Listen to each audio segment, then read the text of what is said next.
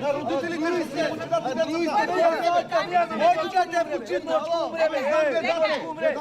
Дека е обвинител, ја да му дам на него. Дека е градоначалник. Дека е градоначалник.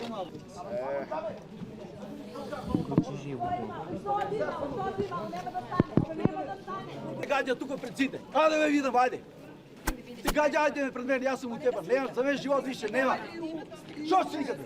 Ама нека сликат се. Цела Европа нека знае. Кој зашто ќе ми на мене пари после? Зашто ќе ми пари на мене после? Ќе ме затворат, нека ме затворат.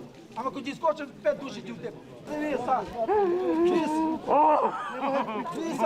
само плачете, а не се борите за своите права. Не пуштаме никой да помири тука, бре. Хубаво може да се реши.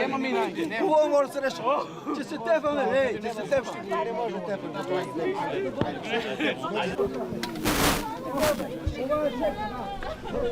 Јавни обвинител, ја ќе дам пари да го затворам.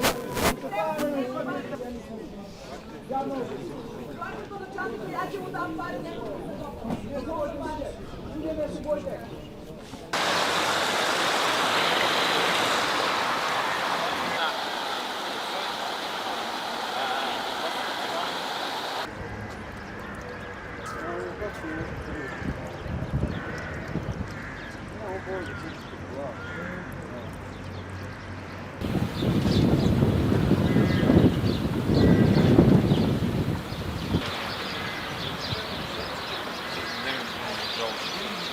Па имаме комши и пријатели таму. И така да не може да избереш зборове што кој може да поделиш. Страшно. Around 5 or 6. One of those were the dead. I found out about one of my friends who survived. He's now being transported to Bulgaria.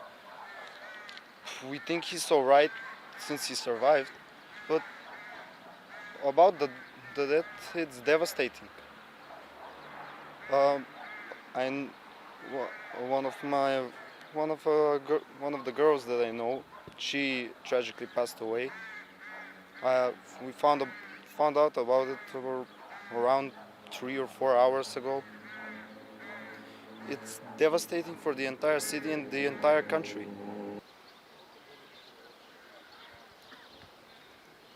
Немам зборови. Дено е катастрофа, страшно. Никогаш не можеш да помислиш дека вакво нешто ќе се случи, барем у нашиот град. Не сме никогаш помислили дека нешто вакво може да се случи. Трагедија. Жално, многу жално. Жалосно за цела Македонија, не само за Македонија, за цел свет е во трагедија.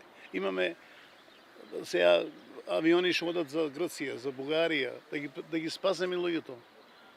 Трагедија, деца, трагедија.